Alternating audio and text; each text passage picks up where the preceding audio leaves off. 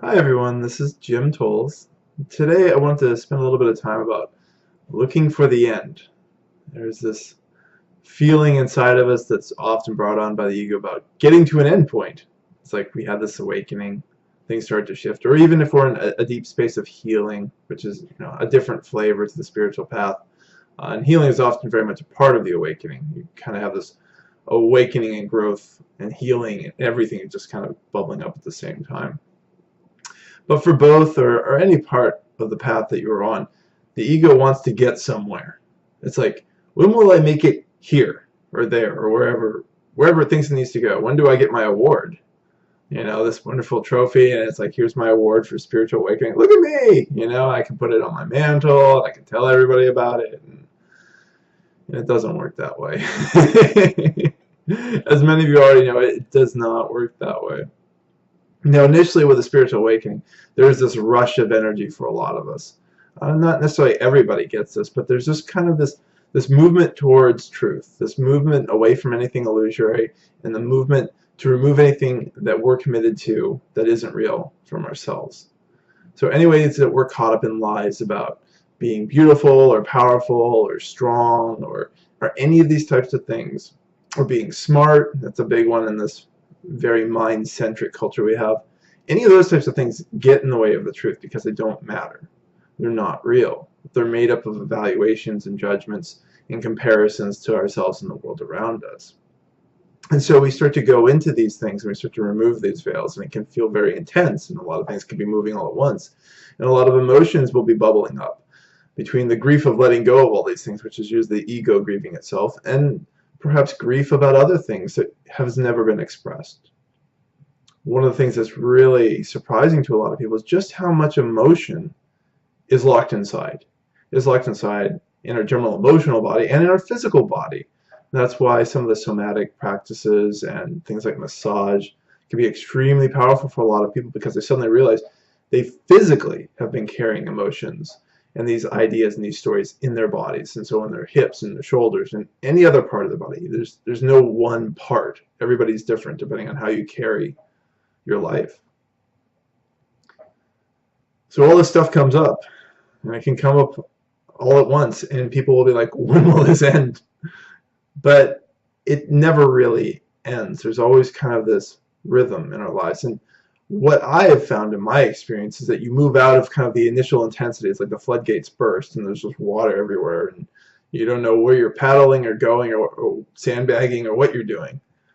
And there's a calming of this rhythm. But the rhythm continues because life has changed. And so there is no end point. I mean, that's one of the ways you can get trapped into the self-improvement path. Self-improvement is saying I can always get better, I can always, let go of more illusion, or just kind of this ongoing thing of still trying to get somewhere, to strive towards something. And I usually separate the difference between aspirations and goals. I think these are important differences, because with an aspiration there is this interest. It's a purer word as far as words can be pure. This interest towards being enlightened, or being the fullness of yourself, or just resting in the fullness of yourself and not being caught up in illusions anymore. And the goal of trying to get there is something else. The goal is much harder. It's a harder word where you have to achieve something, at least in the context that I'm using it, because I'm always kind of making up simple language. You'll notice I make up a lot of things, and that's part of the reason why it never really matters what I have to say. What matters is what's resonating for you. What matters is that you're continuing to refine this inner knowing, right? That's part of what you're clearing your way towards. You're clearing your way towards what you already know. That's why, some of these goals really make less and less sense as you go. If you already know everything you need to know about your life, what is there to learn? This completely drives the mind crazy, because the mind has been taught the entire time, like, I have to learn these other things and get information from the rest of the world. But sacred knowledge you already have within you. Certainly there will be new ideas that will be helpful from time to time. Certainly there will be other techniques and things can be helpful to you, daily life. All these things are fine. It's not a big deal. But that constant desire, that unsated desire to know all this information, to think that information and ideas will make you safe or give you something, that starts to wash away. You start to see how that's an illusion. And that's part of what happens as you do break down illusion. The idea that you can go anywhere or achieve anything starts to become very meaningless. So where is there to go?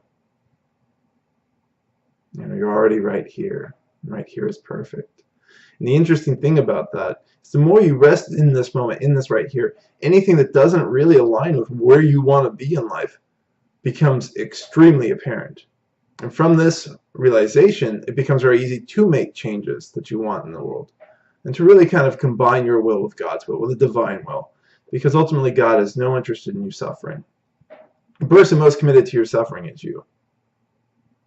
It's not the mean boss at work or a terrible ex-lover. It's you.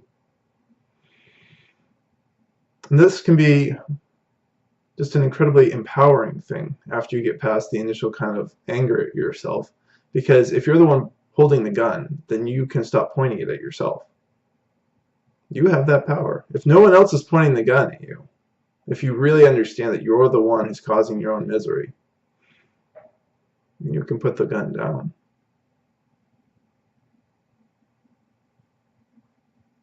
And so in that way, we start to see that there's really nothing to change about the world around us. Most of the world isn't really even doing anything that has any relevance to us. We start to realize we can make the changes that we want when we need to. And we start to realize how little we do need to change. And that's just kind of this interesting kind of paradox that we come into, where we realize how little we actually change about the world. And the changes and the things we do make become that much more profound because we're no longer struggling, we're no longer striving and running in all sorts of different directions. This can happen after a big awakening too, where suddenly this person's running in 5 different directions. Either they're trying to escape what they're feeling, or suddenly they just want to share with everybody. But in this sharing with everybody, there can be kind of this escapist mentality too of avoiding going inside. But these rhythms do come into a more stable rhythm for whatever the rhythm of your life is. For me, there's becoming increased stability, this natural up and down, where I'm going into some sort of new issue or illusion and coming out into a deeper realization. And it's much softer and easier. But of course, I've become softer and easier on myself. So, how much of the explosion I needed, I don't know. It was what was. And whatever is for you is perfect. And whatever will be perfect. So I just encourage you to continue to let go of the idea that this is going to end. And certainly let go of any idea that you can go back. You can't.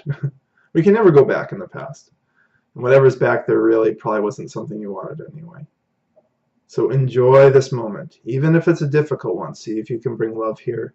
To simply accept that you are already exactly where you need to be. As always, I'm blogging at spiritualawakeningprocess.com, and I hope you found some wisdom in this video today. Goodbye.